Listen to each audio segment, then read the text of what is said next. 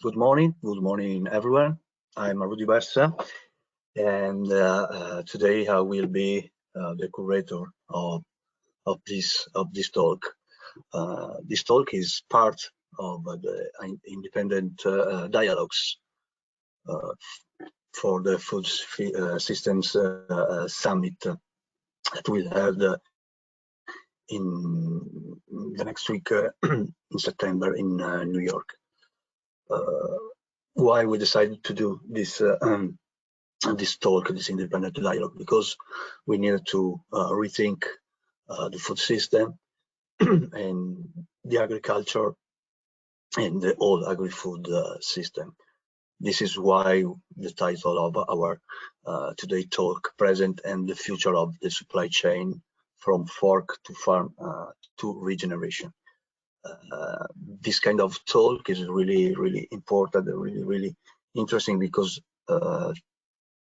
offer an opportunities to propose new pathways toward sustainable food systems and exploring a new way of working together and encouraging collaborative action. It's obviously we have few issues with agri-food system and agriculture. We know that the food system is responsible for an estimated 28% of greenhouse emissions. So we need to reduce that and cut them to achieve our goal, our climate goal.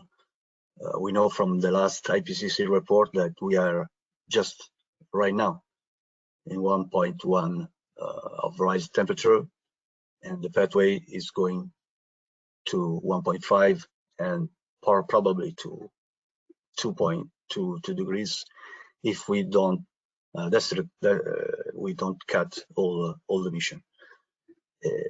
But what it means, this number for the business, and how this does it break down across the value chain from fork to farm. We try to understand today. We really have different point of view from different part of civil society, companies, NGOs, startups. So I'm sure that we will have some answer, the best answer as you can. And just a few technical things. We ask to all the speaker to respect the time, and after, at the end of this talk, we will have some time for a Q&A section, and maybe you can just write your name, where you're coming from, and if you want your work position. So just to better understand how is all the different figures came from. So I like to give my really warm welcome to Simone Pedazzini, the first our speaker. And Simone Pedazzini is director of Quantis Italy, and will give us an introduction to the DIG report, a really comprehensive report of all the supply chain in agri-food system. So Simone Pedazzini, the floor is yours. Hello everyone. Thanks a lot, Rudy. Thanks to all the speakers and the organizers. So if since I have the pleasure to start this dialogue, let me just spend a couple of seconds about Quantis. In the last 15 years, we are building the bridge between the science and the knowledge about the sustainability and the business. So for us, it's key to bring this scientific knowledge in a pragmatic way in order to support the business to concretely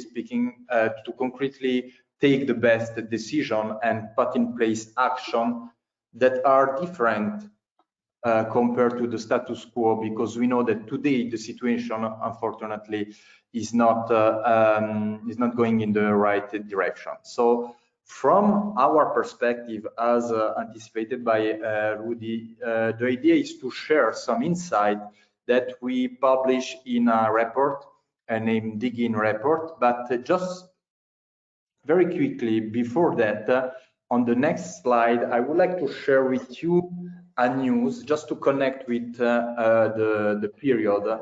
And recently I just discovered this study published by the University of Michigan. And by the way, the author, the Professor Joliet, was one of the co-founder of Quantis. And this study said that eating hot dog could take 36 minutes of your life.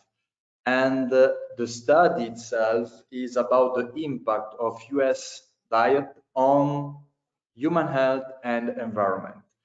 And for me, this is something that resonates with me, because numbers are needed, metrics are needed, but the priority then is to take a better decision. So that's why the quote here on the next part of the slide, please, is that the point is to choose better foods. And it's exactly what the author said, even if they spend their time to doing the math. So that's a little bit the message that I would like also to share with the audience today, because as you can see on my next slide here, I'm sharing a couple, a first batch of figures. And we know today that the food system is responsible for more or less 28% of the global emission in terms of greenhouse gases. We can discuss, maybe it's a little bit more, maybe a little bit less, but the point again is to then take the right decision and put in place the best action to minimize this impact. Of course, the number and the science behind this number help us. So for instance, here on this infographic, you can see the breakdown of this amount of carbon footprint of the food sector. And the key hotspot, the agriculture part, which means both the animal part, but also the real agriculture one, is contributing the most to this impact. So this is an information needed, but according to all the different life cycle stages, we can really say that everyone has a role, and we need to reduce this impact from soil to plate, or according to the title of our webinar today, from fork to farm and to regeneration. One just little parenthesis, but which is not a detail. Today we will discuss about climate change, and yes, it's one priority. But we know that tackling this challenge for the food system, we are also able to find solution in terms of soil use, land use change, water, biodiversity. So we are not focusing all our effort only on carbon. We know that we need concrete action, and we know that this action can have benefit also on other environmental issues. Just to now make the link with the report, the Dig-In report of Quantis, I would like to stress the fact that each company is unique. So as we can see on the next slide, we identified in our report more than 100 pages of example, best practices, concrete case studies, but each of us has the role to identify if or what from this big list is relevant and what are the main priorities. And we know the link between these kind of priorities and, for instance, the three key actions put in place by the United Nations. But I will go directly to the next slide, please. And again, next one, and share the 5 aspects that I will present today. which are totally aligned with the 5 big topics that we addressed in this digging report. So first, we will discuss about the need to set relevant goals. Then again, coming back to the need of having the right metrics in order to promote innovation. And of course, we cannot ignore the supply chain in this crucial sector. And the last part will be focused on the communication, which is a key aspect, especially when we are talking about the skills to engage key actors through the value chain. So just let me start with the first aspect, which is focused on the need to set goal and the need to switch between the framework that we know, the SMART framework to identify the best goal, and move to a smarter way to set our goal. And for instance, I will just detail the first letter, so the S, in order to give a little bit the trend in the sector at the international level, but also at the country level, if I'm focusing on the Italian situation, related to the science-based target initiative. So the idea is to have a scientific framework, which is now the Paris Agreement and the 1.5 degrees, to know what is the framework to be considered for a company to set a relevant goal in terms of reduction. And yes, the priority is the reduction. We can discuss then about the offsetting, the compensation, the insetting part, yes, but the key priority is the reduction, and we cannot give another priority in this logic. The next one, so on the next slide, I will just share again the need to use data, because our feeling, unfortunately, is not the best friend in this area. So we can use metrics to identify hotspots. So we know the situation today, we know where are the priorities. We can, of course, measure also the progress, because we need to know if we are going in the right direction. But even more important, we can play with, let's say, the future and identify what are the best scenario. So according to a metric-based approach, we can play with scenario in the future and then put in place what is needed to transform this scenario in reality. The third aspect that I will detail is about innovation. And here I just want to open our mind in the food sector also to the packaging part. We know that R&D today can use a very efficient eco-design tool to really take the right decision in the packaging sector. And you know better than me how packaging can have an influence in terms of food waste, and therefore also a big effect on the food impact when we are considering it as a system. The fourth part on the slide number 10, thanks, is about our supply chain. We know when we put metrics that the big aspect is related to the scope 3. So scope 3 is what is not directly managed by your company. So it's needed to see what happened in the supply chain. In addition to measure the impact of the indirect activity, we need also to engage all the supply chain actors in order again to put in place action. And that's why I will conclude my speech focusing on the communication part.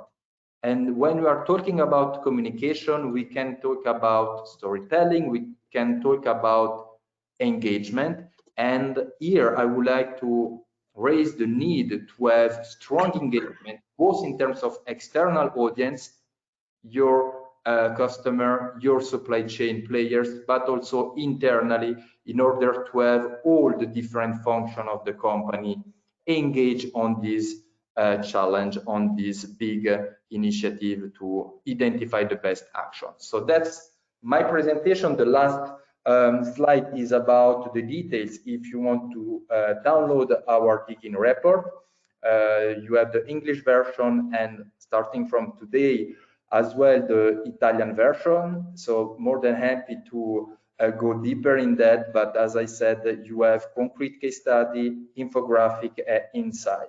My last word is about action, because if I have to summarize what is needed at the end, is about action. Measure can help us to identify the best action, but then we need to put in place action in order to change the situation and have a more sustainable future.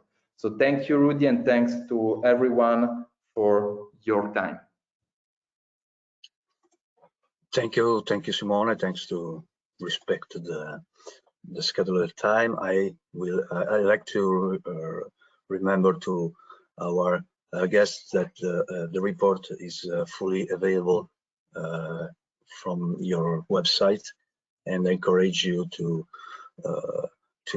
download it and maybe use to discuss during your daily life and your daily works.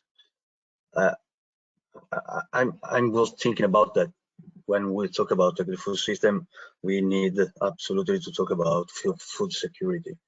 And we know that the challenges have grown with the pandemic, the COVID-19 pandemic.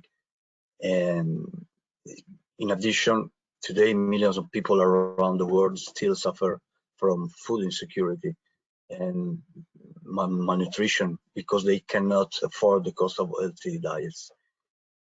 We know that around maybe more 600 million people will still face hunger in 2030. So it's quite unbelievable if you think that more or less 1/3 of our food production is still wasted and never come to our table. This is the reason why we'd like to talk today with some of the waste warriors that is fighting food waste. One of these is Philippe Schuler, Global Impact Director of Too Good To Go. That I hope that everybody knows, and if you don't know, I encourage you to follow them, because it's a really good project. So Philippe Schuler, the floor is yours. Thank you very much, Rudy, for the introduction. And of course, thank you all for the invitation. I'm really excited to be part of this very important webinar. I think just to echo a little bit what Simone said, it really is down to action now. I think we all know that there's massive issues at hand when it comes to the food system. And what we as Too Good To Go really want to provide is a very simple action that each and every one of us can put into place on a daily basis. And what we really want to make sure is fighting food waste by building a movement. And I want to get a bit more into detail of what this means and what this basically will require in the future. But before I start, I just want to give a bit of a bigger picture, because as we mentioned already, of course, we are in the middle of a climate crisis. Greenhouse gas emissions continue to go up. And we know that 28 to 30% of greenhouse gas emissions come from the food system. So it's about finding out how can we mitigate and also adapt to the crisis that is at play at the moment. Ultimately, the biggest other challenge that we are facing as humanity is growing populations. That means by 2050, we're going to be 10 billion people. Some people believe that we have to produce more food, but at the end of the day, we actually have enough food available right now. If we would only save 1/4 of all the food that is currently wasted, we would be able to feed everyone today and those by 2050. So it's a big challenge that we have to think about in creating the sustainable food system. And ultimately as well, in terms of the third challenge that we are facing as humanity is the depletion of natural resources. And that basically means still nowadays, 80% of all deforestation around the world is down to the food system. 70% of all the fresh water we're using is also used on the food system.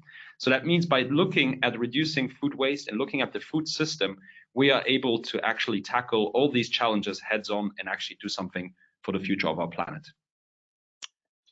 Next slide, please. So nowadays, more than 1/3 of all food is being wasted. Up to 40% of all food across the supply chain is being wasted every single year, which is a staggering amount. The latest report that came out a couple of weeks ago by the WWF suggests that 2.5 billion tons are wasted every single year. This has a massive impact for the environment, as I mentioned, but also for society, as today still over 800 million people go to bed hungry, but also in terms of the economy, because when we're wasting food, we're also wasting money at the same time. And when I mean wasting money, I think it's also about wasting the resources. So if you go to the next slide, please.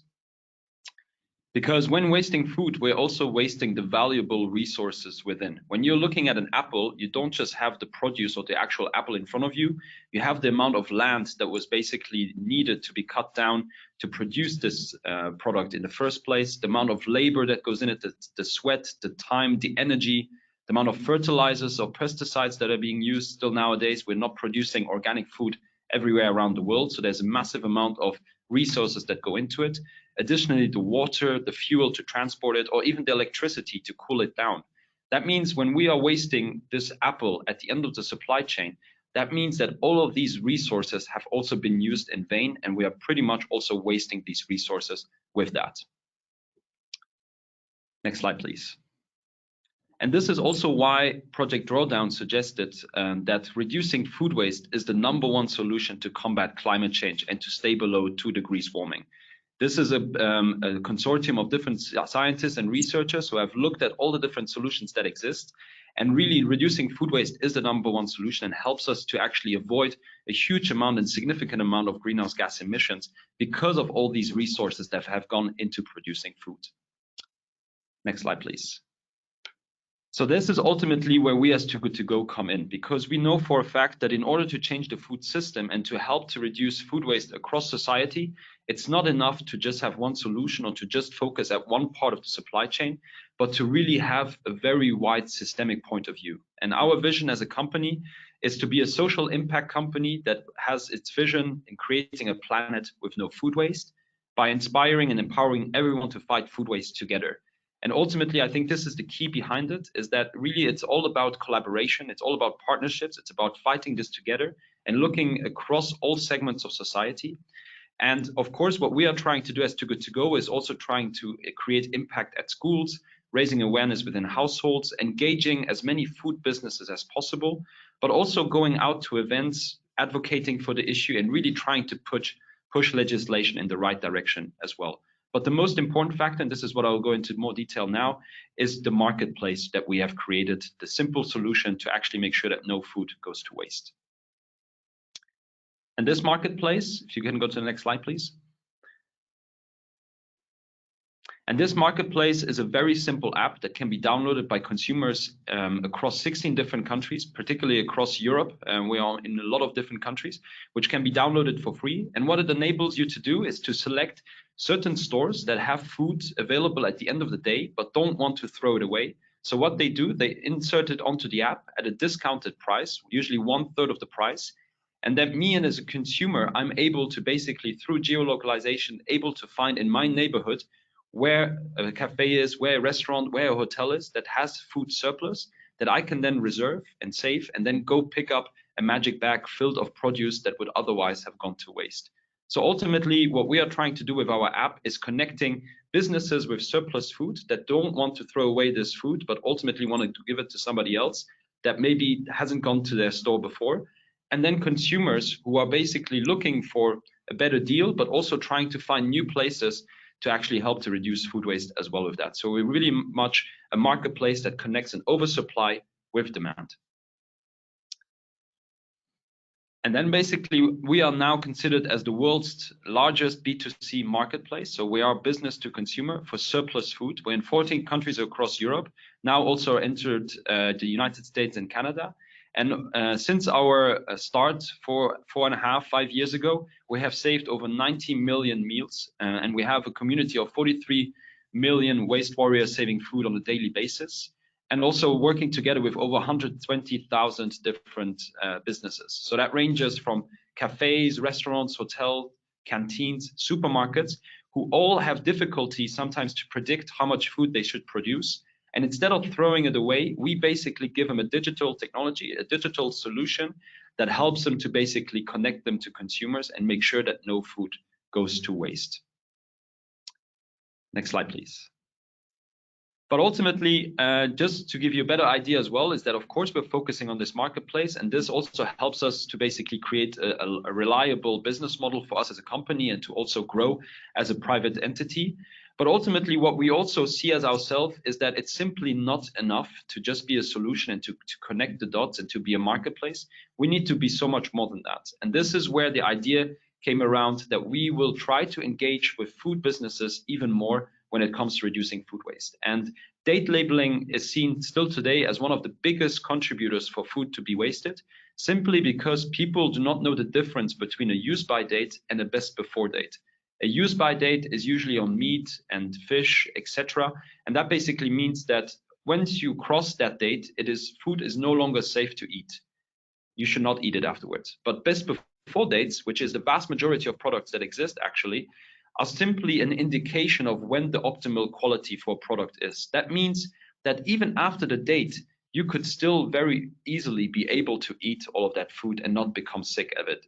That's why we try to encourage and really try to spread the message of look, smell, and tasting the produce before throwing it away. So really encouraging consumers to not rely on date labels going forward. And this is what we did together with the likes of Danone, Nestle, Unilever, with big food businesses, to help them adopt this label and insert it onto their packaging to educate and raise awareness for this issue. Next slide, please. So ultimately, this is in summary, food waste is a massive, massive issue. It is not enough to just pinpoint supermarkets as being the culprit or to be the one responsible. We all have a role to play in this. Each and every one of us, even in our own homes, where the most amount of food is being wasted, particularly in Europe, we all have a role to play in this. And ultimately, for us as Too Good To Go, we want to engage with as many players out there as possible, whether it's with local and regional governments, with businesses, or with helping consumers to reduce food waste. Thank you very much, and happy to answer some questions.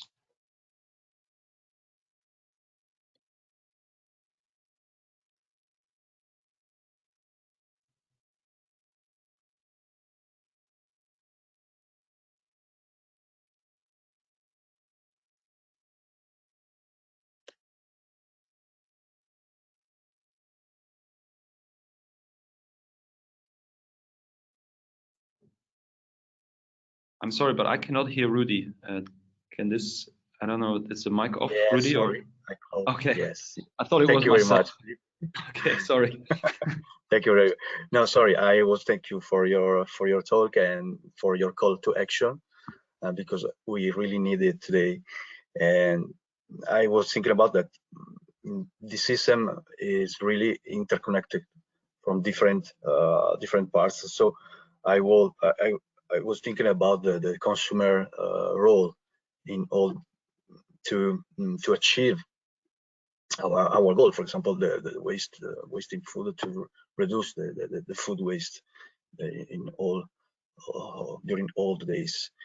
And this is why we have invited Helena Laurent, that is the Director General of Consumers International.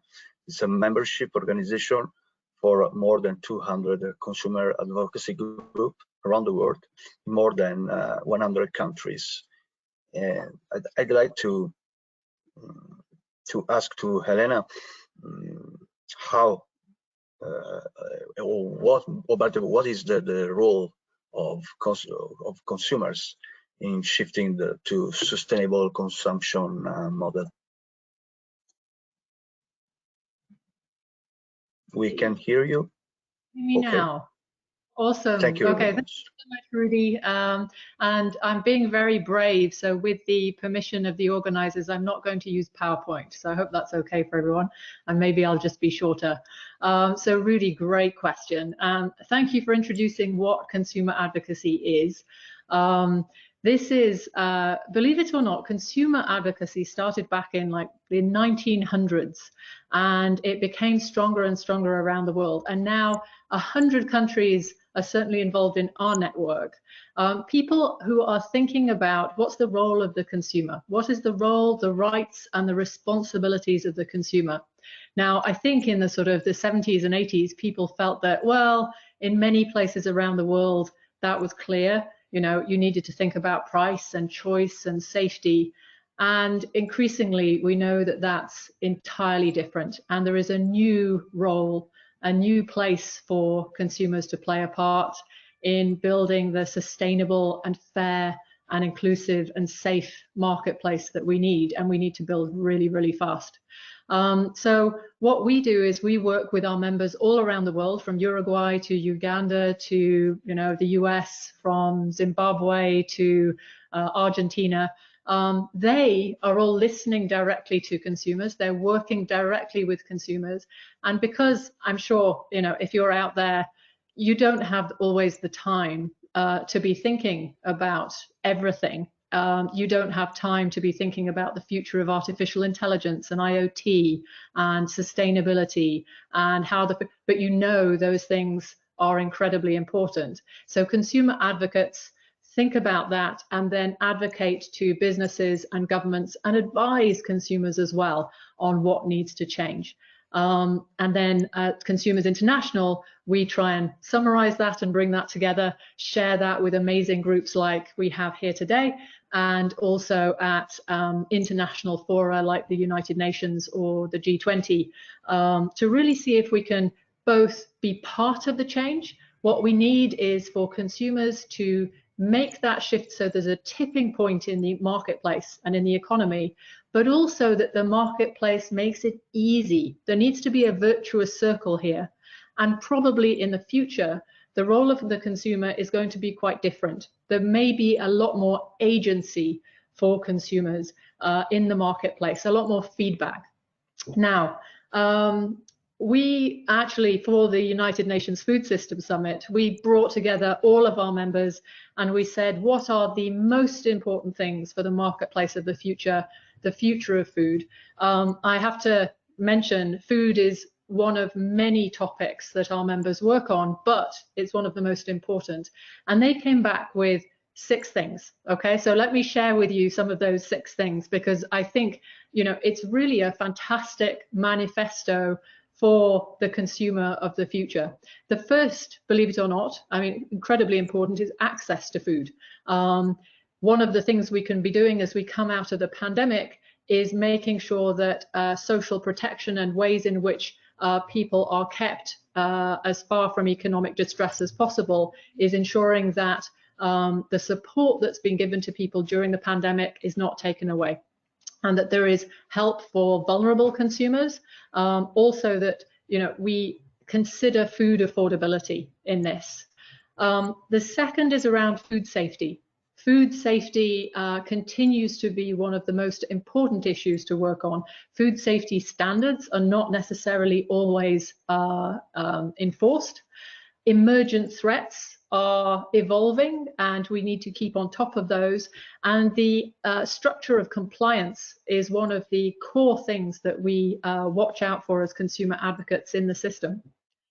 The third area is really getting serious about health in the food system. So the levels of salt, sugar, trans fats, the way in which actually we could use some approaches on fiscal policy to help create those behavioral shifts and reduce the levels of unhealthy food that we eat. And let's face it, some marketing practices that really can push unhealthy food, especially to children in early years, and form unhealthy eating habits. The fourth is around this idea of sustainability and, more beautifully, regenerative, a regenerative system. And the ways in which we can do that are really getting to grips with traceability, really making sure that we see information flow through the system, that we are supporting local food systems as well as the fair data flows around the world, and that we're investing properly in infrastructure. Some of these are not old messages, they're essential messages that really now we need to get to grips with. Number 5 is consumer awareness. You would have thought that I would start with that, but the system needs to work for people. Awareness comes though in terms of food labeling, making sure that we've got clear, transparent and harmonized information for consumers on front of pack, for example, that there are great national guidelines that are shared with consumers, and that we work against misleading claims. One of the things that will undermine this shift is that if consumers start to mistrust what they hear. Now, the sixth area is because we have so many of us have shifted online, and there was a beautiful example just now of an app. The protections that we have in traditional markets, like you have when you walk into a retail store, those should also be in place when we shop online, and they so frequently aren't. And there is so much space for us to build a fair future of food system that is built on the best principles, not only of the areas traditionally brought in when we talk about food, but also as relates to the way in which our data is used, and the way in which our privacy is protected, and the way in which we create a fair system online. Now, I think there are many, many ways of building this. This is not just about putting one's foot down, looking at a compliance. This is a source of innovation. And so as consumer advocates, we're excited to build bridges, for example, to farmers, so that we can see where we can push forward, and also to look at the business models that actually are underpinned by both consumer principles and help smallholder farmers.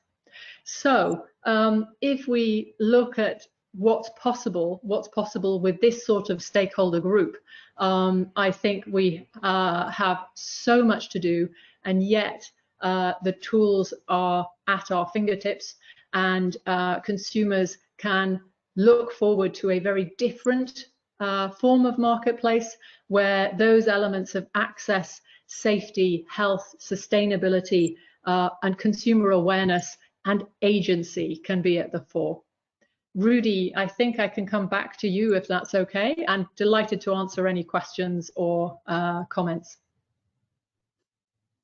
Yeah, we have some minutes left, so maybe you can describe us how consumer activity or ways to buy and or their habits on the eating habits or is different between different countries, because your agency is really have parts in all the world.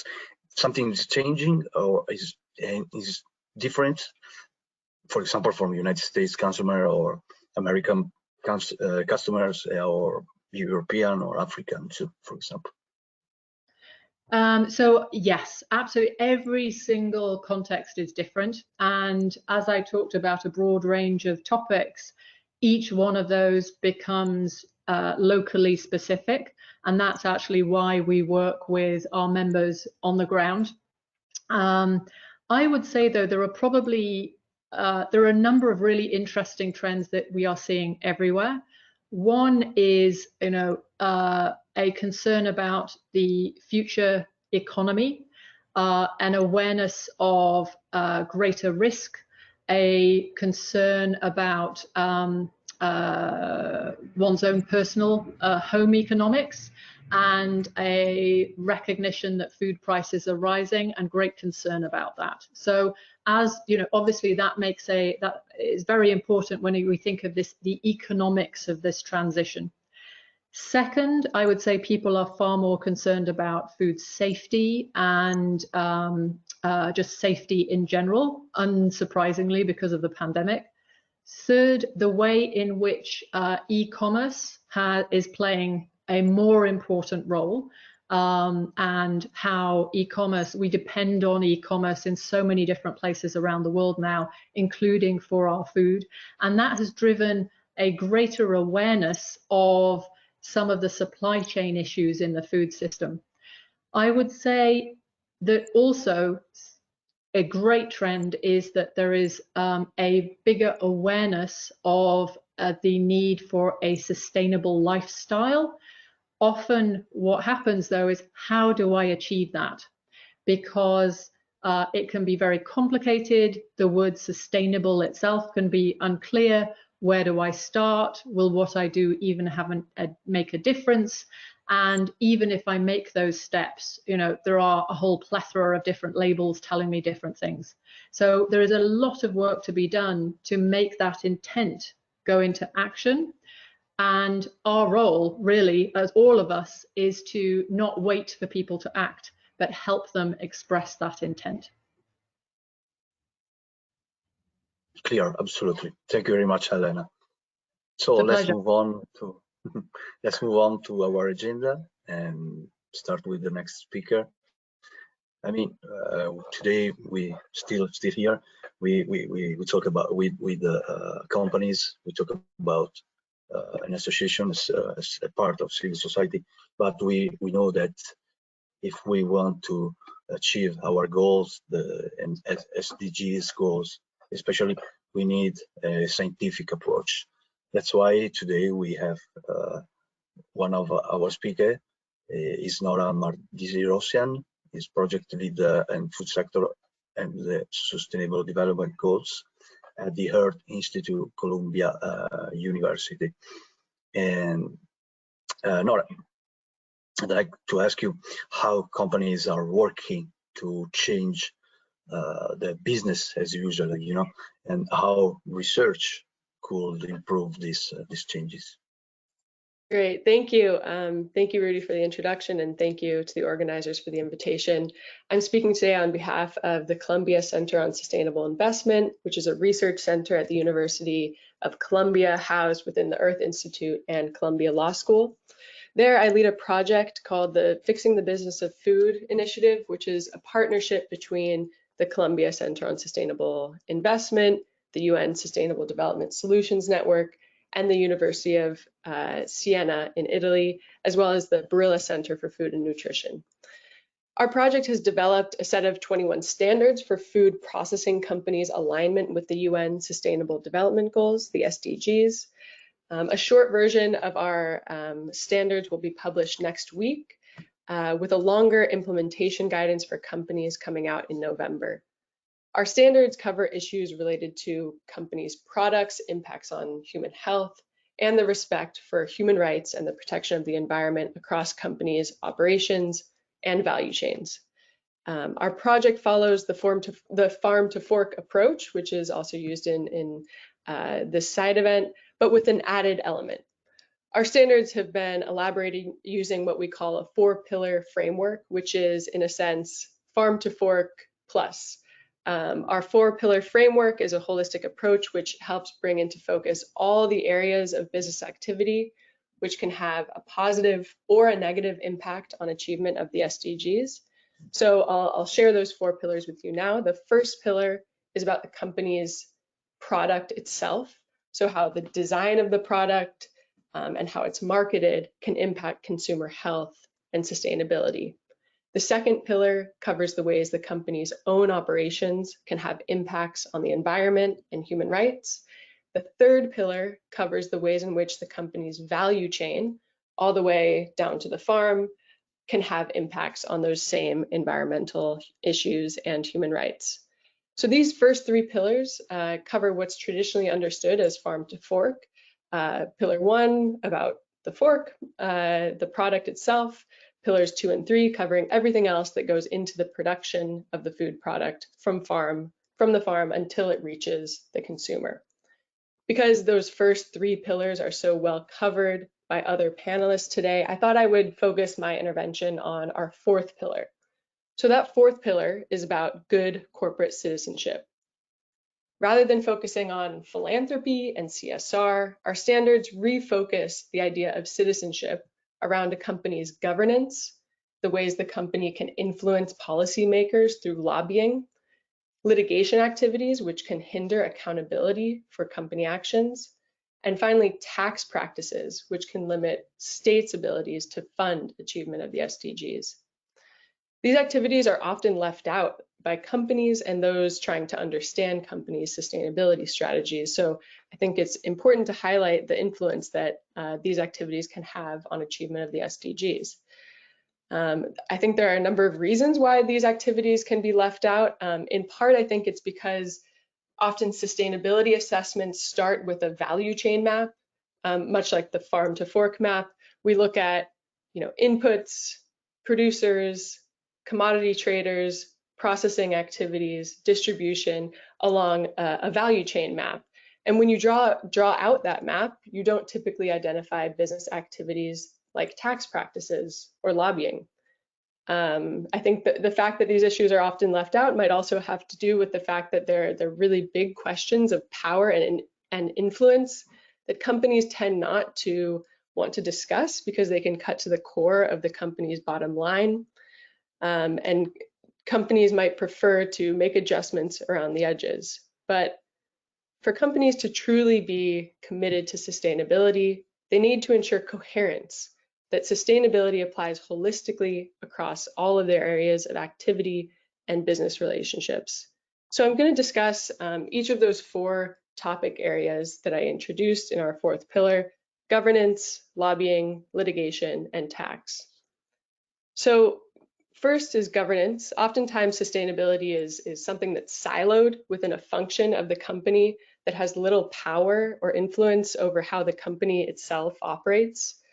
Sustainability functions sometimes might not have connection to the board, which makes strategic decisions. And governance structures and management systems that center impacts on people and planet are vital for ensuring social and environmental sustainability efforts are taken holistically throughout the organization. Companies that center sustainability and human well-being in their governance and management will have the necessary buy-in from the top and leadership from the top to overcome short-term commercial interests and take measures that are needed to appropriately adjust business models and strategies. So I'll move on to our second area, which is policy-making influence activities such as lobbying. We know that government regulation is necessary to guide and enforce business alignment across all of the SDGs. Governments can require nutritional health labels, they can put limits on emissions, and they can legislate and enforce respect for labor rights. However, companies can and do use their influence and power to prevent legislation and enforcement which might impact their bottom lines. This includes illegal activities such as bribery, but also legal activities like lobbying and making contributions to political campaigns. Small and medium-sized businesses and companies located in certain countries might think that these activities don't relate to them, but membership in trade associations is actually a very common way that companies, large and small, can indirectly be involved in influencing policymakers. We know that oil and gas companies lobby against climate regulation, but food industry groups have also spent hundreds of millions of dollars lobbying against meaningful climate and environmental regulations. And we also know that soda companies and their trade associations have spent tens of millions of dollars globally trying to strip local jurisdictions, states, cities, and towns from their abilities to tax soda. So where a company interferes with the ability of the state to realize the 2030 agenda, that company can't truly be considered sustainable. The third area of our 4th pillar on good corporate citizenship is litigation. Companies use various litigation strategies to avoid accountability for their impacts on people and planet. Among the most harmful of these strategies are ones that target environmental and human rights defenders, which includes journalists, trade unionists, civil society organizations, and anyone who's critical of the company's activities. Research has shown that attacks on environmental and human rights defenders are widespread in agribusiness. In 2020, the Business and Human Rights Resource Center identified 137 cases of attacks on defenders related to agribusiness. This includes killings and violent attacks, but also a large percentage of these attacks come from judicial harassment.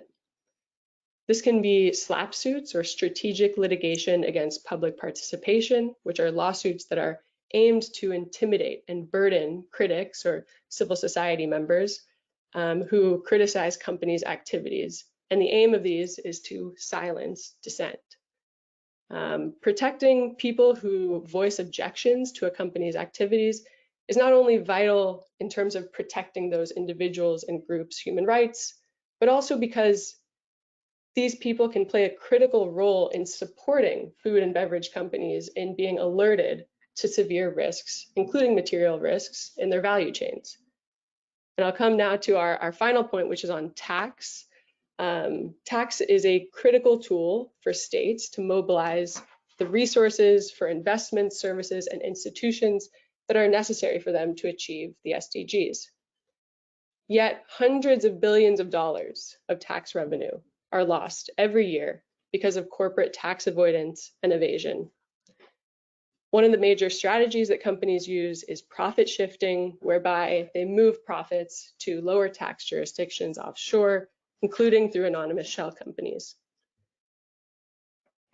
We see this across the world, including in Europe, and these practices not only erode the tax base of higher tax jurisdictions to fund programs aimed to accomplish the SDGs, but they also harm low tax countries because when companies move from place to place in pursuit of tax holidays, they're less likely to invest in local infrastructure, economies, and less likely to create good quality, high-skilled jobs.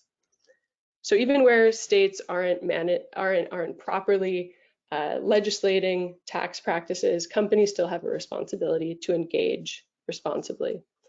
So my final message is that we need, in order to transform food systems, we need to make companies sustainable in a holistic fashion.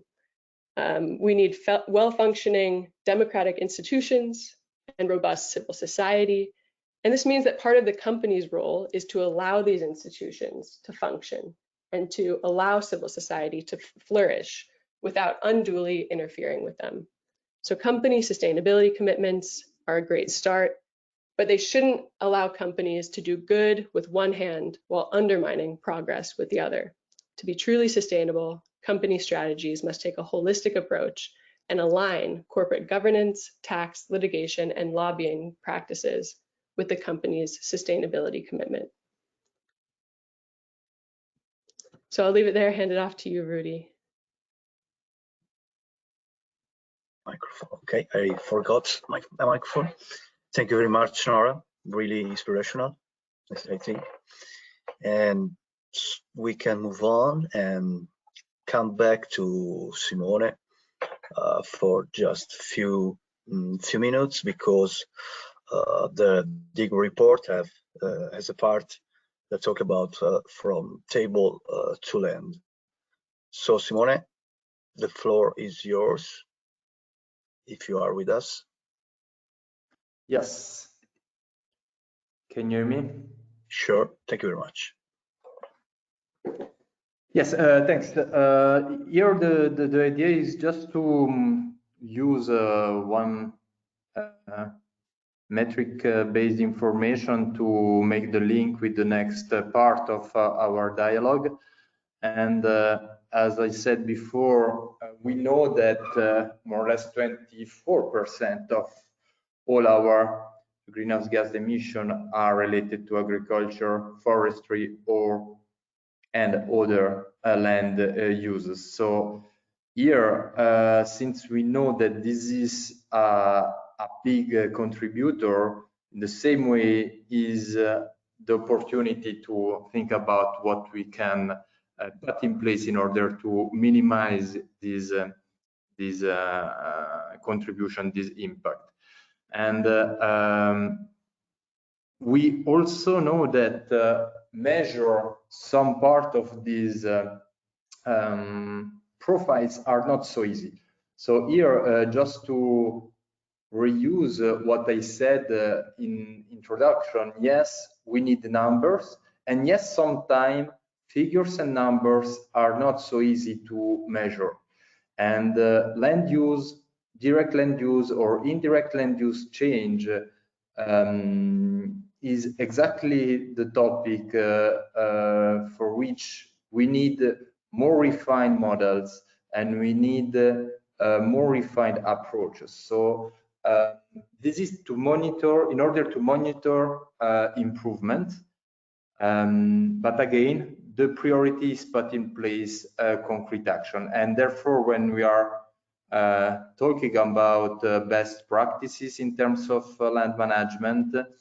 We know that we need them, and we know that we have a concrete solution and very nice example of business able to manage this aspect in the right way. So in that view, I'm happy to let the floor to other players in the value chain than the next speakers in order to go deeper in this aspect of the full picture. Thank you very much, Simone. And yes, we said before a few minutes ago during our talk that one of the main actors are our companies, and are the companies that those produce our food from farm. So let's talk about a case history, and we have some times to talk with Ugo Perruc, that is the agriculture director of Mutti S.p.A. It's an Italian company that we show how to engage sustainability, and how sustainability is really a boost for premium products. So Hugo, the floor is yours. Thank you very much for the invitations to the organizers.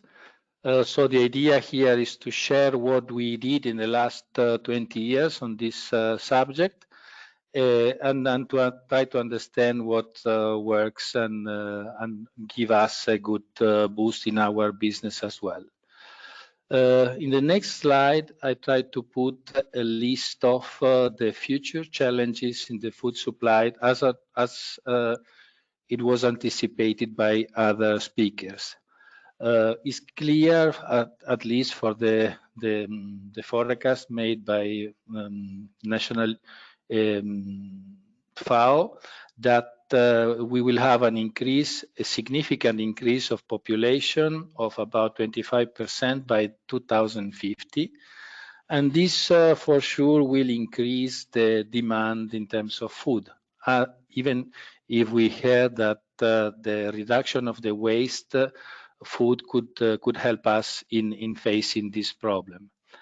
On the other hand, the climate change is bringing higher volatility in terms of crop yield, and it's very difficult to make the prediction of the yield year by year. It's clear that we have also limited natural resources, so we don't have much more arable land. The soil organic matter is reducing, and the fresh water is something of great value. And of course, the natural ecosystem is our bank for genes and for biodiversity, and we are eroding also this big value for the future. Considering these three aspects, the lifestyle as well as the eating habits probably will have to change. For sure, the partitioning among the proteins coming from animals and the carbohydrates and the vegetables will be different compared to what we are seeing in our days. Of course, also the land use will also probably change, and probably we will reduce the production of feed for animals and will increase the food for the people. We hope, as it was in the last 100 years, that scientific and progress may increase the use efficiency of these limited factors. So the idea is to be able to produce more with less inputs and with less soils. This was just to set what are the future challenges that we have in mind. For our company that is specialized in the production of tomato and canned tomatoes and all production related to on tomato, we approach since the very beginning a very qualitative approach to the food production, And we have the feeling and we have the convincement that quality is our main driver, and this superior quality in the product itself is able to bring and to integrate some other values like sustainability, as long as we are creating value for consumers, and consumers have to be aware of that this is a result of a clear and long-term vision. We cannot think on single year or in 5 years, but it's clearly that we have to have a vision for a long time. This solution has to be scientific based, and at the end, last but not least, we need to walk the talk. Next, please. Our approach, our value proposition is quality first, and is coming from linking together the final product and the use of the final product to the raw material that we are using. We are selecting great fruits. We are pushing the attention on the traceability of the tomatoes that are Italian tomatoes produced in summer during season. We are harvesting at the perfect ripeness, and we are using best agricultural practices, and we are following fair working conditions for farmers and workers. The reason to believe on that assessment and on that sentences is related to systems of certification run by third party on the different aspects. It's clear for us that even in a poor food sector like is tomato, we think that we can bring value with the superior quality of the product. We need to bring innovation, even if we are in a very simple food sectors. And of course, it's clearly that we have to mitigate the environmental impact of farming, which is out of our company, but of course also on our process, in order to have this global view that Nora recalled us. And we never have to forget, and this is never happening in our case, that we are producing food that in some way is giving joy to the people, because we are bringing the color, we are bringing the taste. So we are thinking that also the experience with the food is in some ways also a joy. Next, please. The idea in our case, our business is a very simple one, and the tendency of a large part of the industry is to think on the commodity way of playing. So mass production, competition on price, and very poor in terms of innovation. More than 20 years ago, we understood that the only place that we can stay and the role that we can play in this business was to think in a different way and to think on specialties. So we follow the excellence of the raw material, even if it was not that popular at that time. We try to understand not only consumers but also distributors, so we have this connection with them, and we try to work on investments, and we try to work on innovation, because even in a simple way, we are talking about just tomatoes, but even if we are talking about just tomatoes, we put every effort in order to bring innovation to the market in terms of qualities of types of tomatoes and preparations of them. So more focus on values rather than on volumes. We develop a cooperative approach with relevant players in the society.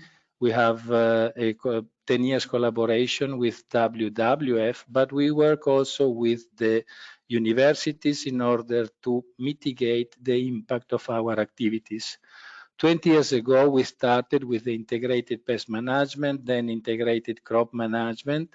In 2010, in collaboration with WWF, we work on the reduction of the water footprint in the supply chain, and at the same time on the reduction of the emissions in our process that is requiring energy in order to make the pasteurization rather than to make the concentration. In 2015, we reached the reduction of water footprint by 4.6%, while the target was at 3%. And we have a reduction because of new technologies applied in our factories of 20,000 tons of CO2. In 2015, we implement support decision systems developed in cooperation with the University of Sacro Cuore, Università Cattolica del Sacro Cuore, on precision farming and sharing best agricultural practices.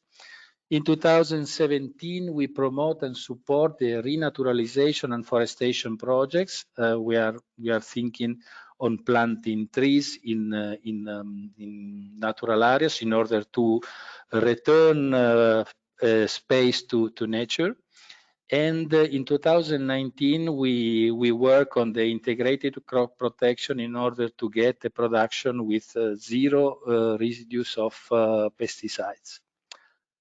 In the next slide, I would like to summarize what we are doing with our farmers. We put in place since a long time a system of rewards the merits of our farmers. We are asking more quality for our farmers. We are asking more quality in terms of tomatoes. So we are asking more quality for the tomatoes, but we are giving the rewards also for the adoption of best practices.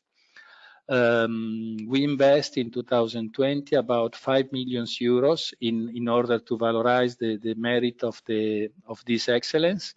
And every year we have this golden tomato.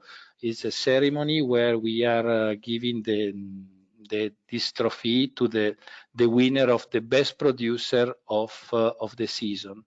Of course, we are talking about rewards also in terms of money, but it's also a reward in terms of proudness of our farmers in order to get this result. For what we understood, the consumers there is a polarization of the consumers. Part of the consumers are looking for higher quality and they are investing some few cents on the quality and on the reputation of the companies that they trust on. And if you look at this slide, it's showing the market share in the Italian market of this brand, which is a very strong story of success. And this is related because our value proposition is based on the quality of the product. But for our point of view, the idea was to bring with the brand, with the premium products, also the sustainability as an integrated value. And the reputation of the company in that respect is very, very, very high, because we have coherency about that. In the following slide, I'm reporting the level of loyalties of our consumers. We are talking about that 2 over 3 consumers, Italian consumers, are choosing one of our products because of the superior quality. We are normally the higher price in the shelf, but despite this, as you see before, the growth of the sales was always limited by the availability of the product.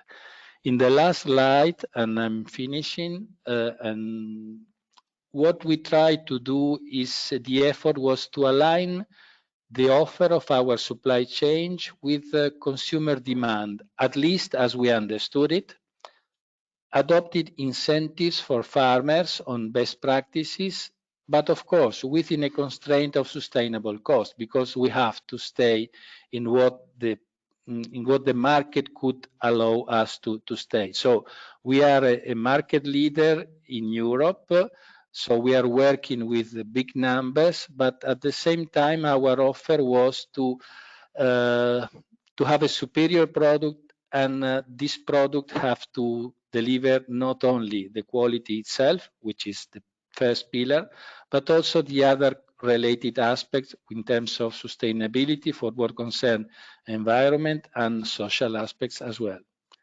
Thank you, and I'm ready. I'm available for any question if there is. Thank you very much, Hugo, and thank you to show us how a company can change its way to produce our daily food that we especially here in Italy, but all over the world, we use every day, and we have in our table. So let's move on. So first of all, thank you so much for having Rodale Institute be part of this wonderful panel. I thought it might be helpful if we went back a little bit in time to understand exactly why we believe in the power of regenerative organic agriculture as the way, or one of the most important ways, to improve the health not only of humans, but of the planet. Our organization was begun by a gentleman by the name of J.I. Rodale. In the late 1930s, he was a businessman in New York City, and he was suffering some health issues, and he decided to move his family out to a farm in Pennsylvania. And he felt that if he could grow his own food, he would be able to make his family healthier. So J.I. started his farm, and as was the case in the late 1930s, early 1940s, when he went to the seed store to learn how to become a gardener, how to become a farmer, because again, he was a businessman, they said, oh, you need these herbicides, you need these pesticides, and you need this for fertilization. And J.I. got all that information, took it home, and he started to think about it. And he said, you know, this doesn't make any sense. Why would I put poison, essentially poison, on the food that I'm trying to grow to make my family healthier? So he started to look into the old ways, the old systems, the way his great-grandparents and grandparents grew food. And what he came up with is what we have today, the modern organic agricultural system that was begun by J.I. here in the United States, that we call just organic. J.I. started the Rodale Institute in 1947. It was originally called the Soil and Health Foundation, because he understood through his research, and he wrote this on a blackboard actually in 1942, that healthy soil equals healthy food, and it equals healthy people. And as we say at the Rodale Institute today, it also equals healthy planet. So fast forward to the mid-1980s, and next slide, please. His son, Bob Rodale, looked at the landscape of what was happening with organic, and we were intricately involved in the adoption of the USDA organic seal at the Institute. We started what is called our farming systems trial, and that's side-by-side comparison of organic versus conventional grain crops. And we saw that it was indeed a different growing system, and it should be mandated by the government as such. And so we've done 40 years of research and realized that, you know, organic is great and we love it, and it is the foundation from which we work from. But we need to do more. And Bob coined this term in the late 80s when he looked at the landscape of organic, and he said, you know, we need to regenerate. We don't need to sustain. We need to make the crops better every season, every year. So he coined the term regenerative organic agriculture. And as such, this is where our research is today. Next slide. In regenerative organic agriculture, the main tenets are cover cropping, composting, crop rotation, and minimal and low tillage, and of course, no chemical inputs. So when we look at human health, we know that regenerative organic agricultural systems create foods that have a higher nutrient density. We have a new research project at the Institute. It's about 5 years, it's coming on its 5th year, and it's called the Vegetable Systems Trial. And very similar to our Farming Systems Trial that's been around for 40 years, this trial is side-by-side vegetables, organic versus conventional, separated only by 30 feet, which is the mandate for qualifying for organic. And what we're seeing time and time again is that the crops that are being grown using regenerative organic practices have a higher nutrient density. They also have, regenerative organic certainly is a way to create healthier waterways. The regenerative organic systems do not leach any toxic chemicals into our waterways. We also know that regenerative organic agriculture creates systems in the soil where the soil infiltration rates are 3 to 5 times higher than conventional, and 40 times percent better than in times of drought. So in both times of excess moisture and no moisture, regenerative organic practices outperform their conventional counterparts. Next slide, please.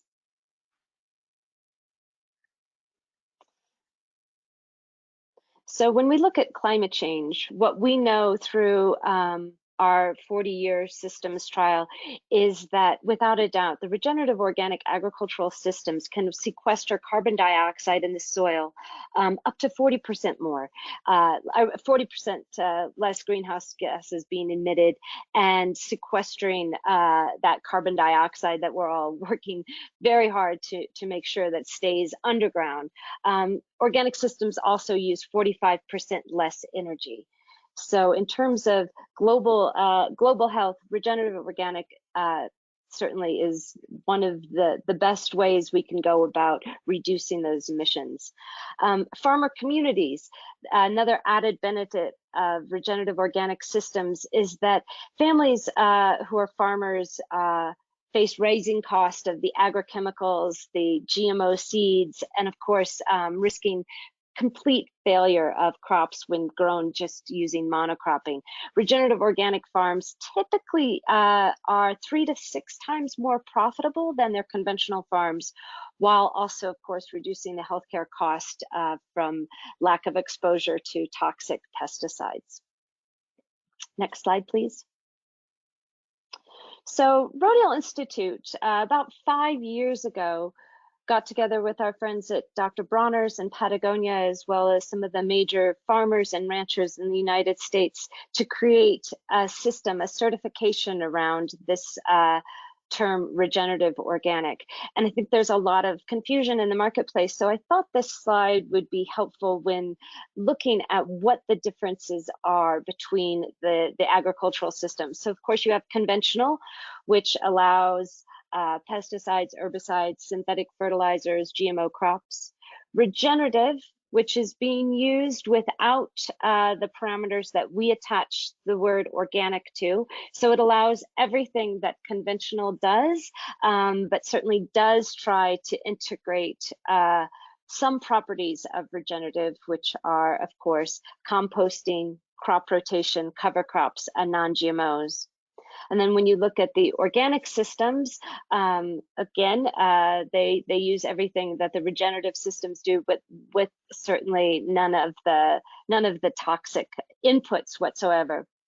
And then regenerative organic certification. So this is a new high bar standard. The certification has been out. It's been in existence now a year. The pilot ended last year around this time, and there are about 200 companies in the queue to be certified as ROC certified regenerative organic certification. And the regenerative organic certification ensures not only that the soil is being built on each year, it's the health of the soil is improving crop after crop, year after year, but also has high standards in terms of measurement of carbon sequestration, in addition to having a higher animal welfare standard for those farmers who incorporate animals onto their farms, and then a social fairness component for workers and farmers. So the regenerative organic certification has 3 pillars, which again, high bar standard, very difficult to achieve, but we feel that as we're moving into uncharted territory with regard to climate change, that regenerative organic certification is certainly one of the best ways that we can combat that. And to end, let's see, next slide, please. I just wanted to share a quote from Elizabeth Whitlow, who's the executive director of the Regenerative Organic Alliance, which oversees the certification. And she wrote, "Brands and consumers need to be prepared to support farmers in ways they haven't done in the past. This means recognizing the challenges that farmers face, helping to provide stability in their communities, and becoming true partners with them. On a very practical level, it is making sure that they get the technical assistance that they need, because farmers are not in a position where they can take chances when deciding on how to tackle problems in their soil. There is no margin for error." So at Rodale Institute, as farmers and as scientists, we've always felt that our job is not simply to grow food, but to grow healthier people and a healthier planet. And again, we know that the properties within regenerative organic certification absolutely complete that goal. Happy to answer any and all questions now or later. Thank you. Thank you very much, Annie. Did you hear me? Yes, I did. Yes, sorry. I have some internet line issues, so I shut down my my webcam. But I think that you can, and everyone can hear me. So thank you very much for your speech, and we are perfectly on timetable.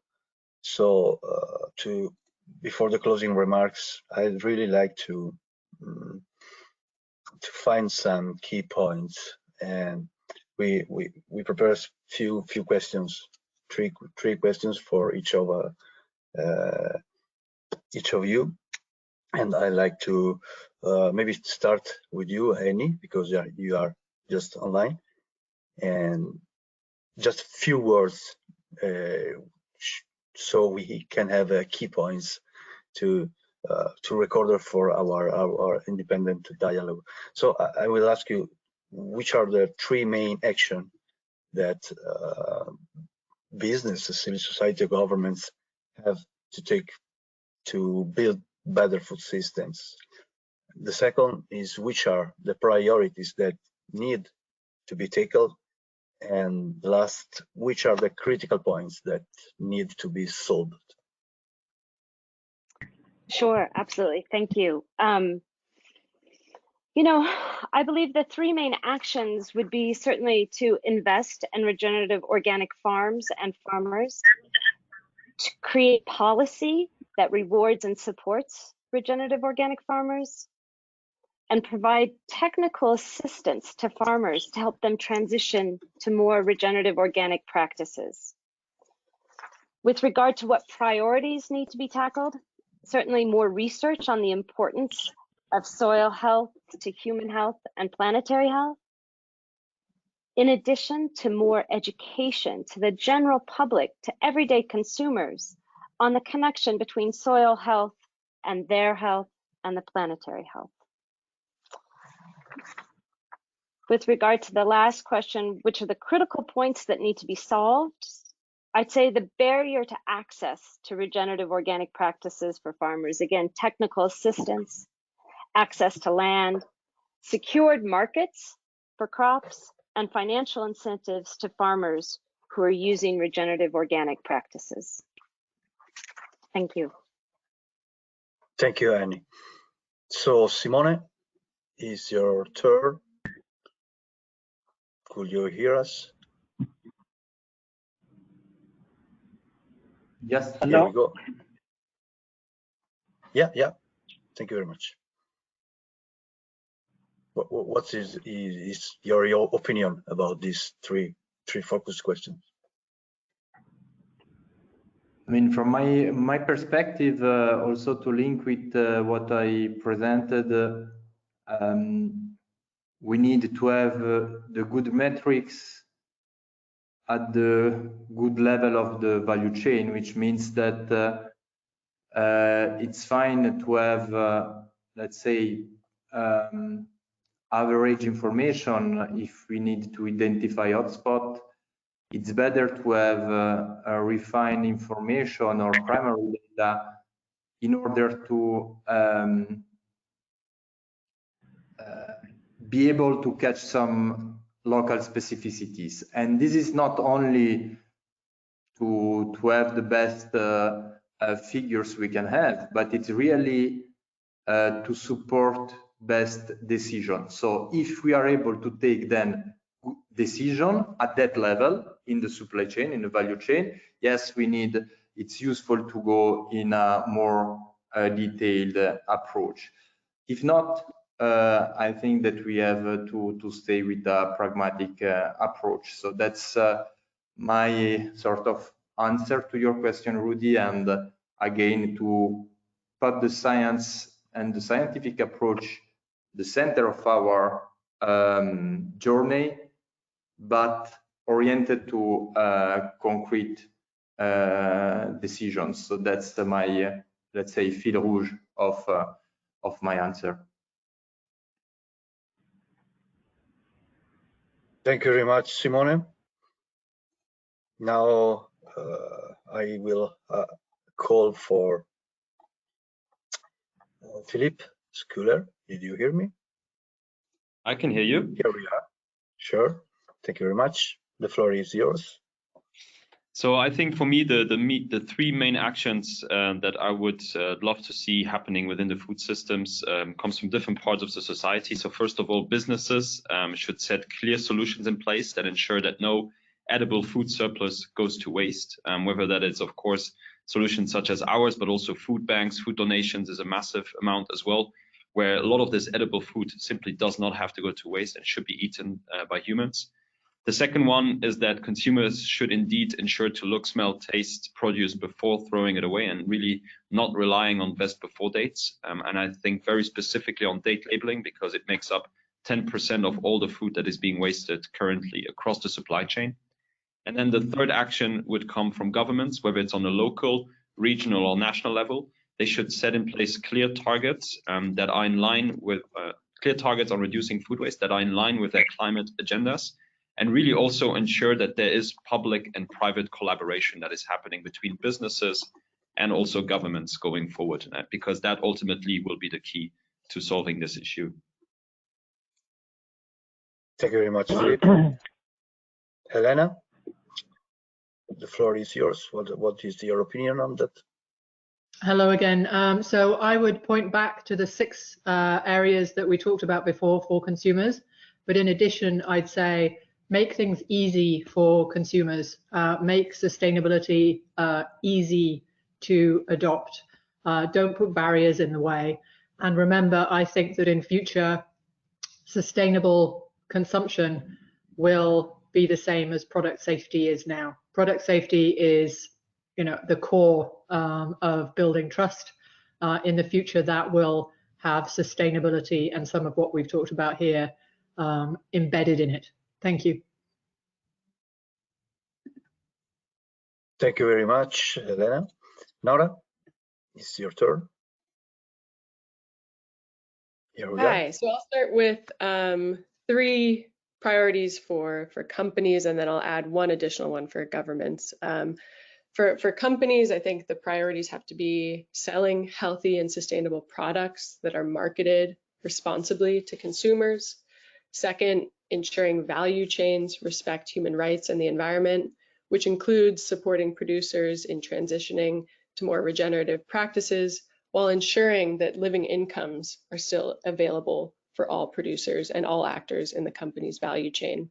And third, for companies, They need to, as reflected in my intervention here today, stop engaging in lobbying, litigation, and tax activities, which make the work of governments and civil society more difficult. And I'll add one for governments, which is to change incentives, including shareholder primacy and the fiduciary duty, which currently reward companies for thinking only in the short term while pushing externalities onto the public. So instead, we need incentives which facilitate companies and investors in taking steps which might not pay off in the quarterly term, but will protect people and planet in the long term. Thank you, Nora. Thank you very much.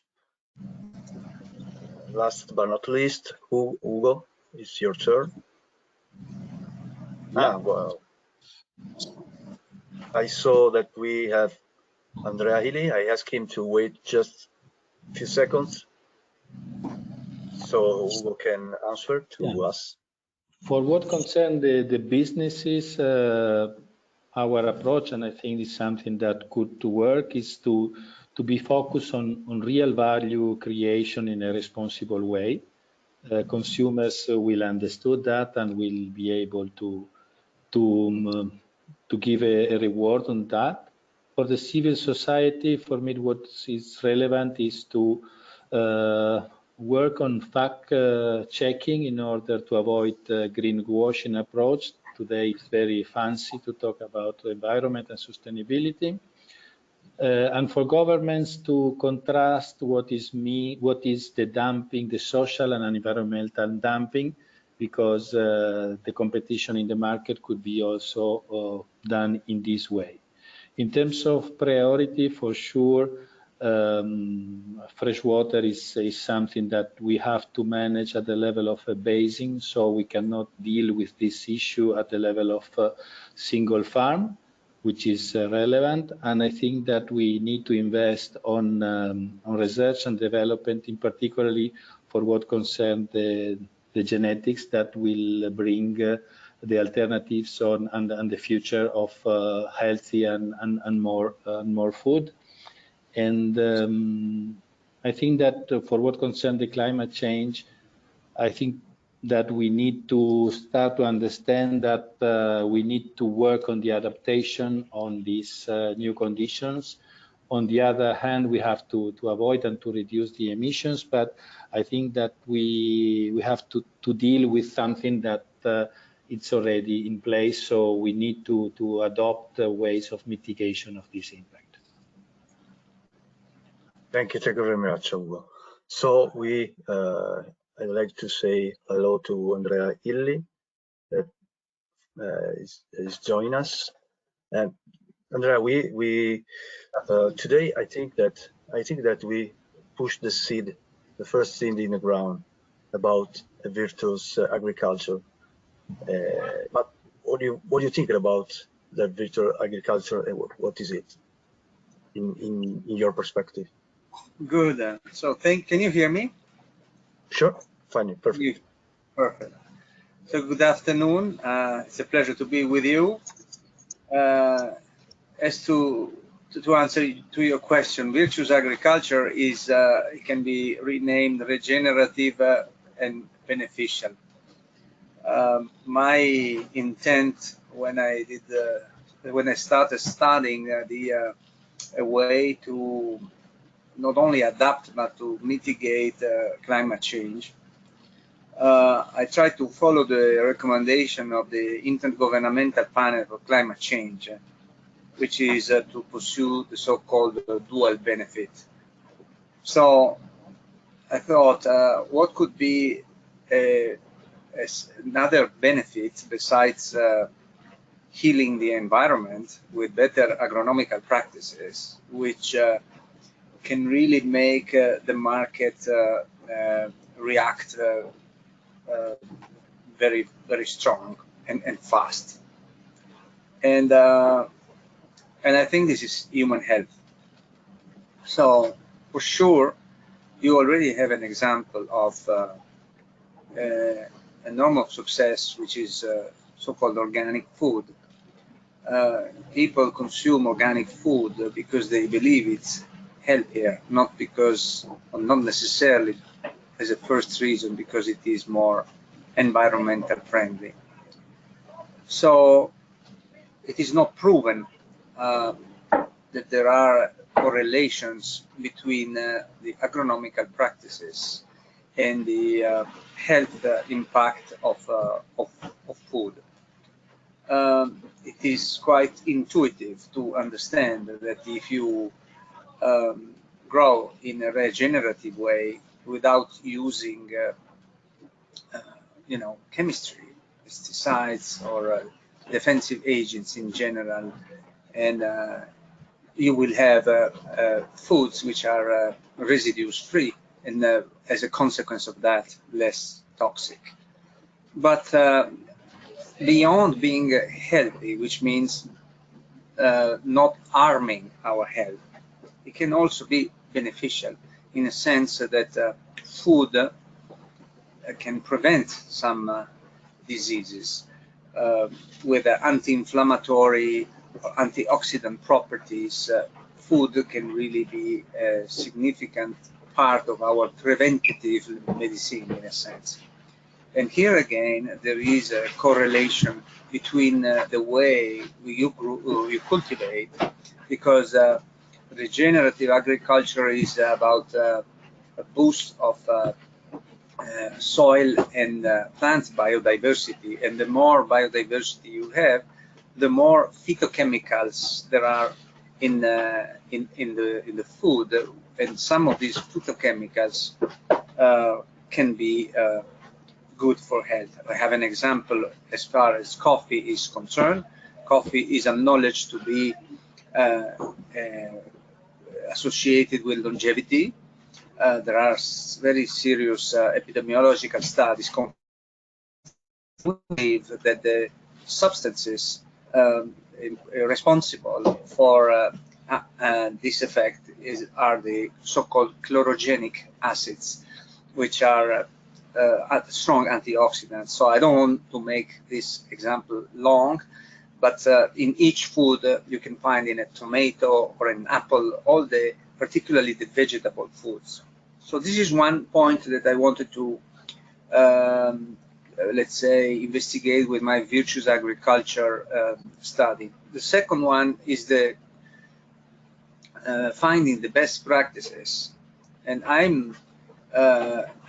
think it has been already said, but we now need to definitely adapt even more than mitigate climate change, because particularly this year, where we had so adverse climate, let's say, crisis, the scientific community understood that the evolution of global warming is not linear. That means that sometimes you can have let's say, burst of dramatic climatic events which were not anticipated at the time the models were designed. That means that agriculture is being hurt much worse than expected from time to time. This is why we are now facing a severe problem of food security, because we have to consider producing more food for more people and more food for less poor people. We have to produce more food with less land, because we are losing 10 million hectares of arable land as a consequence of climate change every year, and it will take 20 years minimum to recover this land. We have to produce more food with less productivity, because the best it can happen is that non-conventional agriculture matches the same productivity as conventional agriculture. So it's a big challenge. And I'm in agreement with the conclusion made by this Eat Lancet Commission that we also need to change our diet. If we don't lower our, particularly our animal proteins, which consume so much land, we will not be able to ensure enough food and enough health. I would say these are the points which I think are very, very relevant. We don't have time. We must be faster in adapting.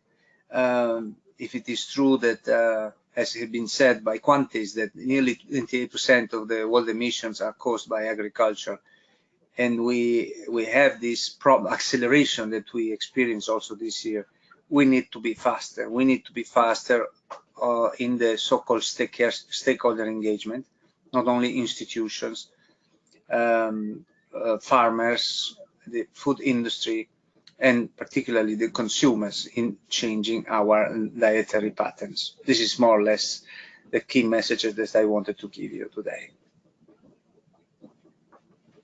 Thank you very much, Andrea, for your inspirational vision, and especially to host this independent dialogue, because I think that was a beautiful challenge, an important path to change our agri-food system. So we have still some time to do some questions to our speaker. So I ask to the speaker to stay with us just a few minutes again. And I will start with Simone, one of our first speaker, just in order to appearance. The first one, Simone, is really technical. I mean, agree that data is the key link to provide the right insight. How do you deal with the difference in data maturity once hotspots are defined? If you have any best practice about that. Yes, thanks a lot for the question. So if I understood properly the question related to data maturity, I would say that, as I said before, we need data and metric approach to identify hotspot. And for this hotspot identification, the maturity of the data or the level of precision of the data is not necessarily very, very extreme. I mean, we can use generic, let's say, regional information, average country level information to then take decision. My point is that if you can really engage your different players in your supply chain, at that point, yes, there is a value to have a more refined information, a more detailed data, in order to, again, be able to catch some local specificities. And this is useful because then you can discuss with these players and take a decision and put in place action at the local scale. But this is not a generic concept. It's relevant when you have access or you are able to put the dialogue on the table with these stakeholder. Otherwise, it's just saying, okay, we need a better model, we need a better model, and we have the risk to spend all of our time on the math, but it's important to keep the focus on the priority, which is take the decision for the best action. So that's my main answer, Rudy. Thank you, Simone. I'm around to the second one for you, Simone. Is about the fifth step in the dig in approach. How do we ensure that science is communicated to a broader audience in a clear and credible manner, given the rise of misinformation? Okay, thanks. And yes, communication is key. And we know that some topics around environmental challenges are not so easy. So sometimes we have to accept the complexity of our planet. And we need the skills to summarize the key message of this scientific approach in order to share these key messages with the relevant audience.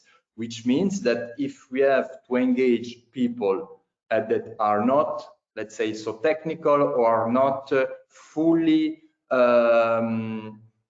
familiar with some methodological aspect, is the responsibility of who is sharing the information to digest the information and give the message which is feasible, let's say, to understandable from the audience. So in my view, yes, we have to keep the science in the middle of the message to avoid greenwashing, but we have to take the responsibility to digest this information before we share with the audience. Otherwise, we lose the opportunity to engage this kind of players.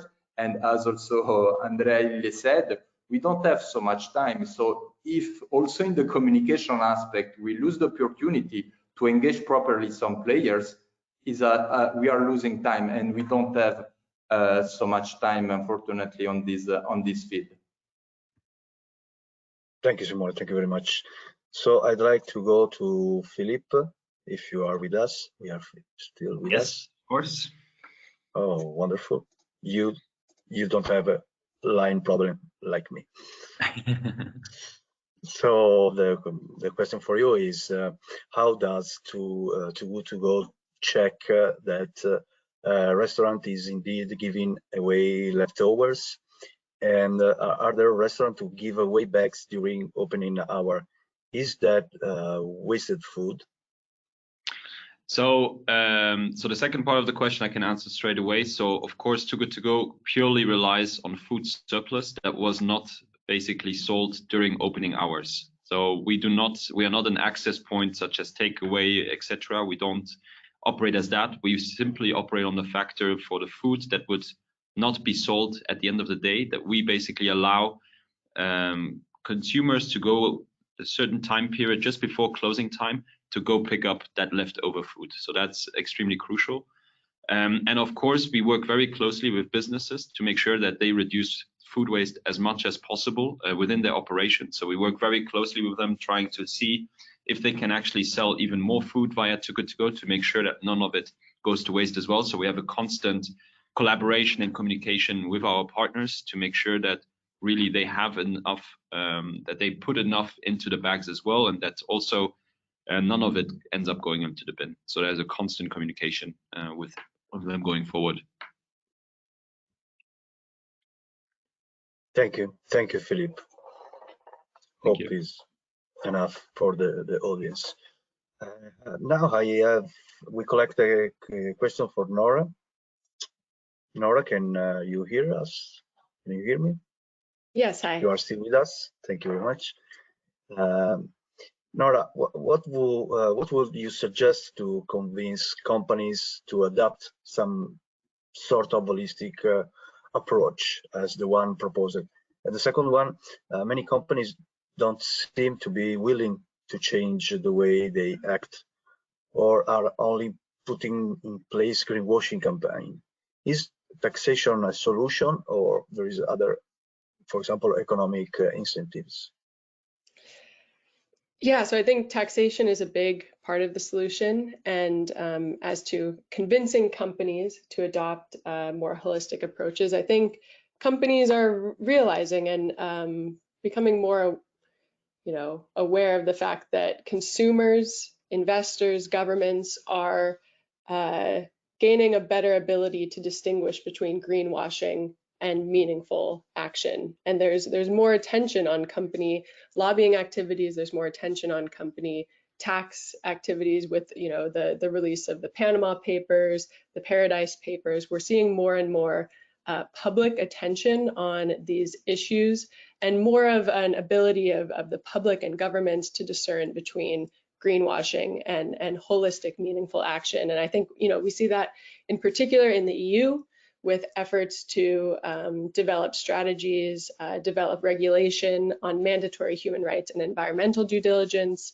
on the social taxonomy, different efforts by governments to distinguish between greenwashing and real action. And I think companies are becoming more and more aware of that they can't get away with kind of marginal changes around the edges. And so I think looking at the whole of their business activities, the whole of the way that they can influence achievement of the SDGs is really necessary moving forward. And that includes action in their value chains, but also in relation to the governance issues that I discussed.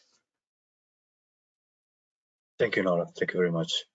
So we can move to Ugo. Can you hear me? Yes. Here we are. Thank you. Thank you very much for your time. We have a question about that the max part, the majority of the food waste are taking place in the agri-food companies. So one of our guests asked if there are clear instructions to help farm to fork companies tackle this problem or the food waste. I mean, simple instruction for each part of the change, for example, like increase the circular economy steps, so it's easier for companies to make a relevant change.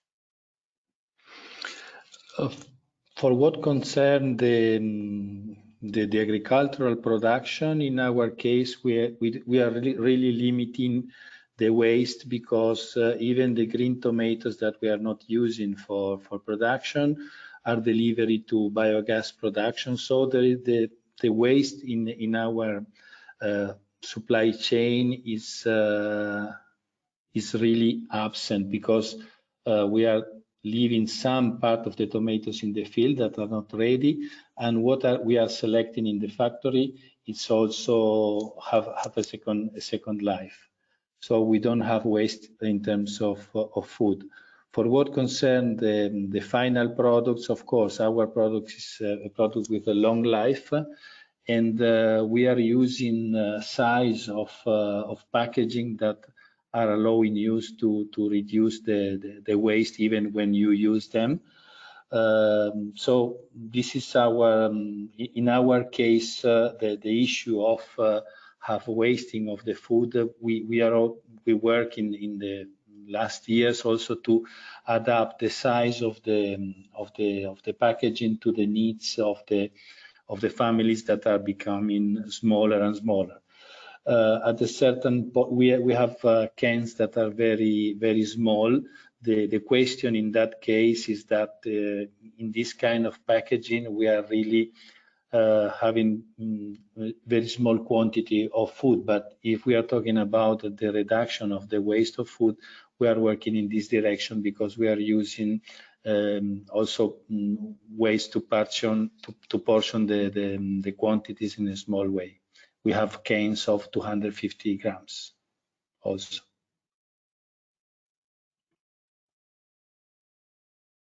Many thanks, Ugo. So the last one of the last question is for Annie. Yes. Annie, can you hear us? Thank you very much. Here are the questions. Why regenerative organic agriculture hasn't been adopted in the mainstream if it's so good, so superior in several aspects than the conventional system? So the question is, why isn't it more widely adopted? And I think that certainly comes down to price and education. I know in the United States, the organic industry just hit $62 billion in 2021. So we're bigger than Hollywood, but the supply is certainly limited. 0.8% of our farmland is organic. So not even 1% of all farmland in the United States is organic.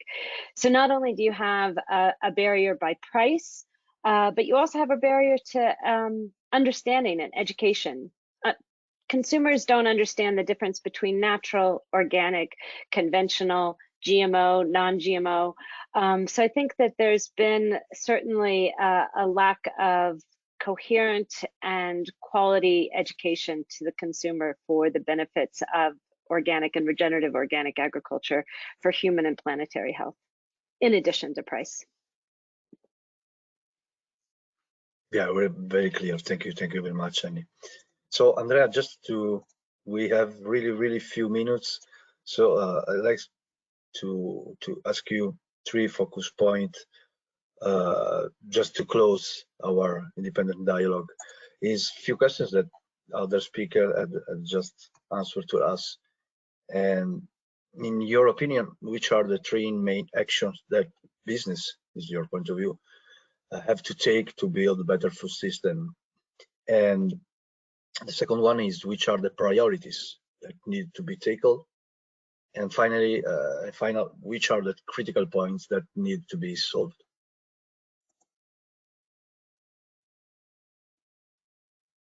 Andrea, could you open your microphone?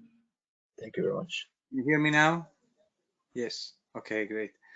So thank you for your questions. I think the very first priority is increasing knowledge. We know little about the soil science. We know little about, we have little data in agriculture and agronomy. We have no database linking what's happening in the soil, linking with what's happening in our health. We would need to build a gigantic database in order to very quickly learn which are the best possible scientific based, let's say, corrections to the system. This is one. Second, as has been said, we need to raise awareness and perception in the consumer. So we definitely need to communicate more collectively from farm to fork in order for the consumer to understand the complexity of agronomics, nutrition, and also for the consumer starting distinguishing nutrition from experience, because most of the calories we consume are for fun, you know, for experiencing some delicious, you know, taste, but this is not necessarily nutrition. And we shall not confuse nutrition with experience. We shall maybe consider having a more balanced diet for our healthy nutrition necessities, and from time to time indulge with some meals and keeping separate the two, because these are not the same things. And last but not least, I think we would need to definitely increase the level of urgency in the political and intergovernmental agenda, because when you talk about food, for some reason they give it for granted, kind of like it is one of the problems but not really the principal one. And this is a paradoxical, because if we don't have food, we die. It's vital. So first, good food, and then we can organize ourselves in order to also improve the state of the world. Thank you. Thank you. Thank you very much. So our time is up. So I'm really like to say thanks to Quantis and the Regenerative Society Foundation to host this independent dialogue. Very insightful and really inspirational. Thanks to all speakers for their time. I wish you this time to maybe to see you again somewhere, somehow in person. And thanks to all the audience to follow us for the questions, and hope to see you again. Goodbye and good luck.